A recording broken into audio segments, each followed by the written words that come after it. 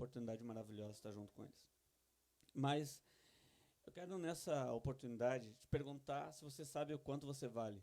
Qual é o teu valor? Você já parou para pensar nisso? Eu tenho trabalhado com o movimento Siloé Movement e em alguns lugares nós temos encontrado pessoas que não sabem o valor delas. Elas não sabem e acham até mesmo que não valem nada. E a Bíblia diz, o contexto da palavra de Deus diz que nós temos um valor, nós somos importantes para Ele. E quando nós achamos pessoas e encontramos pessoas na rua ou mesmo encarceradas e ali nós falamos do amor de Jesus para elas, nós compreendemos que ela não apenas não conhece a Bíblia, mas elas não conhecem Jesus. Nós conhecemos o Jesus da Bíblia e muitas vezes nós só conhecemos o Jesus magrinho, aquele que está lá preso na cruz, não é? Só que o Jesus da Bíblia, o Jesus que morreu na cruz por nós, ele não está mais na cruz pregado, ele está livre, ele está vivo, está no céu, está aqui nesse momento, aqui nesse lugar, através do seu Espírito Santo, para que nós possamos ser curados e tocados e entendermos o nosso valor. Por isso eu perguntei, você sabe qual o valor que você tem? Ou você tem dado o seu valor por aquilo que as pessoas dizem de você? Que você não tem um valor, que você não vai a lugar nenhum, que você não vai conseguir chegar a lugar nenhum. Eu quero profetizar sobre a tua vida. Você é muito mais do que você imagina. Você é muito mais do que você pensa. Você pode ir além daquilo que você já planejou. A Bíblia diz que Deus, Ele sabe os pensamentos dEle para você. Não é nós que sabemos aquilo que Deus preparou para nós. João 3,16 diz assim: porque Deus amou o mundo de tal maneira que deu seu Filho unigênito, para que todo aquele que nele crê não pereça, mas tenha vida eterna. Portanto, Deus enviou o seu Filho ao mundo, não para que nos condene, mas para que o mundo fosse salvo por meio dele. Que palavra maravilhosa. Que poder a gente contempla dentro da palavra. Muitas pessoas olham para dentro da igreja e olham para o evangelho como uma palavra de condenação. E não sei o porquê, mas eu quero falar isso, que ainda nos dias de hoje existem os fariseus, existem aqueles doutores da lei que examinam a Bíblia, examinam a palavra da sua maneira e em vez deles trazerem cura, trazerem graça e salvação, eles trazem condenação. Sabe, nós nos deparamos com pessoas nas ruas que não conhecem e não querem conhecer esse Jesus que só condena.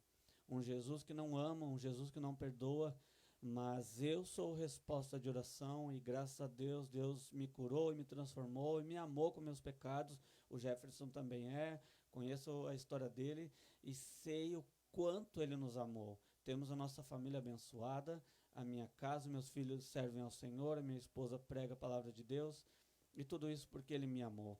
Porque ele me amou e não foi de qualquer forma, ele me amou de tal maneira. Como é impressionante quando nós lemos isso. João descreve esse texto dizendo, porque Deus amou o mundo de tal maneira. Ele não amou simplesmente de qualquer forma. Ele ama de tal maneira que ele entrega o seu Filho único para que nós pudéssemos ter vida. Você consegue compreender que a Bíblia não consegue achar outro termo ou outra forma de descrever esse amor tão profundo e tão poderoso que entrega um filho para morrer na cruz. Eu fico imaginando, porque muitas pessoas dizem, eu nasci para sofrer, eu nasci para ter essa vida, eu já me acostumei com isso. Como é triste quando alguém fala que já se acostumou com a vida que tem. Como é triste ver alguém que diz que daquela forma está tranquila, ela já acostumou a viver daquela forma. Porque eu fico imaginando o meu Deus, o Deus que eu conheço, o Deus que é seu também, e que olhando do céu para nós, do seu trono de majestade, e ele tem um plano tão poderoso e tão grandioso para que eu e você sejamos felizes. Você sabia que no livro de Jeremias, capítulo 1, em versículos em diante, ele descreve e diz que ainda que tu te formasse no ventre da tua mãe, eu já tinha te escolhido por profeta. Ele já tinha pensado em você, ele já tinha esquadrinhado, ele já sabia como você seria. Mas ele sabia que eu ia sofrer.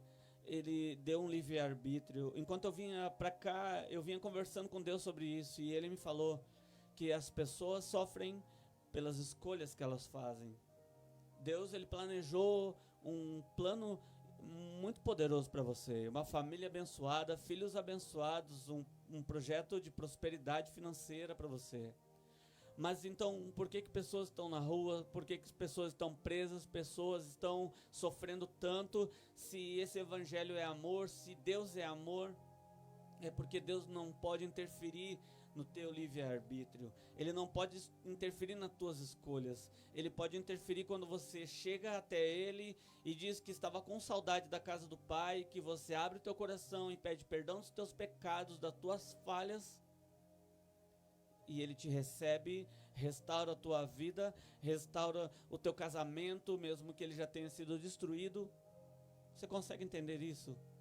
Que essa palavra, ele amou o mundo de tal maneira, mas ele envia seu filho não para condenar, ele não envia o filho para julgar, mas ele envia seu filho para que todo aquele que nele creia, para todo aquele que nele acredite que Jesus veio para salvar, possa ser salvo e possa ter o direito de ir ao céu. Você pode me perguntar, mas naquele tempo eu não existia, então Jesus não morreu por mim. Jesus, ele morre na cruz. Até aquele momento em que Jesus ele estava ainda vivo, todo aquele que pecasse estava condenado ou sentenciado a ir ao céu ou ao inferno. Mas pela graça e pela misericórdia de Deus, o plano absoluto de salvação, um amor incondicional, Jesus morre na cruz e nos dá o direito de sermos julgados, de chegarmos até Ele e explicar as circunstâncias, situações. Você consegue entender que por mais que você tenha pecado, que você tenha feito coisas que não agradaram a Deus, que envergonharam a sua família, que envergonharam a sua casa, que envergonharam todos aqueles que andavam perto de você, por mais que você tenha feito isso, por mais que você já tenha sido preso ou passado por situações, eu não sei qual é, ou apenas você está assistindo essa live, apenas você se afastou do Senhor Jesus, você não cometeu pecados absurdos, embora o pecado ele não tenha um tamanho, ele não tenha dimensão, ele é pecado. Que você afastou-se do Senhor Jesus e Ele está hoje com os braços abertos, esperando que você volte para Ele, para que você olhe para Ele e entenda que o amor dele naquela cruz foi para que você hoje pudesse ser salvo e que você pudesse ser amado e que você pudesse hoje fazer parte de um reino de amor. Antes nós éramos escravos de um império, o império das trevas, aonde você fazia tudo aquilo que o inimigo mandava você fazer. Ele colocava no teu coração coisas absurdas e você fazia. Mas Jesus, ele quer te trazer para um reino de luz, aonde você enxergue com clareza tudo aquilo que você faz e que você enxergue com clareza o futuro que Deus tem para você. Esses dias eu estava ali na Casa do Pão, uma associação onde nós fazemos parte e trabalhamos junto com a Lidiane, da nossa igreja, da Devales, a qual sou pastor de missões ali. E eu fui na hora do meio-dia, e na hora do meio-dia são servidos viandas para as pessoas que moram na rua, são moradores de rua.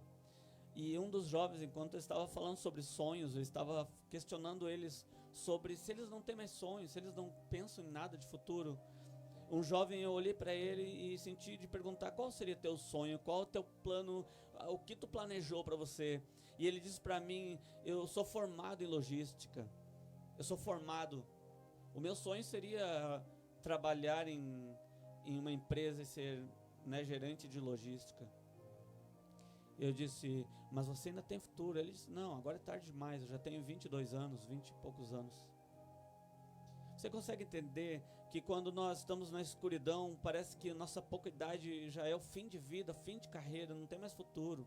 Eu tenho 45 anos e tenho muitos sonhos ainda para realizar. O Senhor Jesus me permite sonhar. Ainda enquanto eu estiver vivo, tem coisas que eu vou realizar. Eu vou ver, eu vou tocar, eu vou pisar. Tem coisas que eu ainda vou fazer em nome de Jesus. Eu creio que você também vai. Eu vou perguntar de novo: você sabe qual o valor que você tem?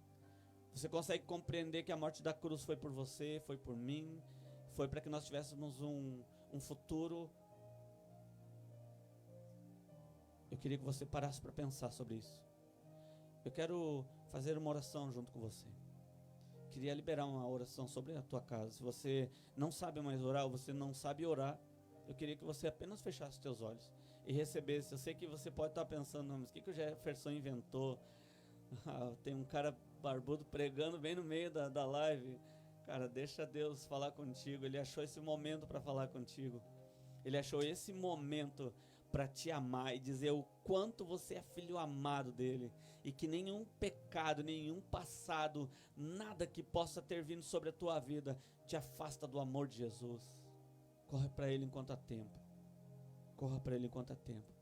Senhor Jesus, eu quero te agradecer essa imensa e poderosa oportunidade que eu tenho de estar aqui falando com pessoas que talvez eu não conheça, mas tu conhece.